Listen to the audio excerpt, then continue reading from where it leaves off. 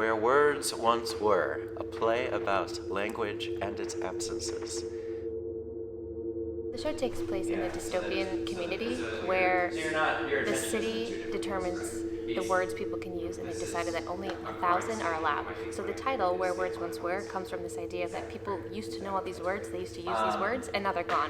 They're taken away from them, they're no longer part of the language. How does someone express themselves with only a specified number of words?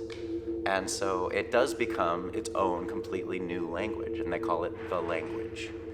I chose it because it is a really interesting and challenging piece of children's theater that you don't often or always see. It tests kids' ability to recognize words and the power of words, and how words affect our relationships and how we see the world and our place in the world.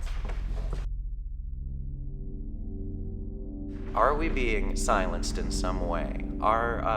Have you experienced what that's like to be silenced? Can you imagine what that would be like to be silenced?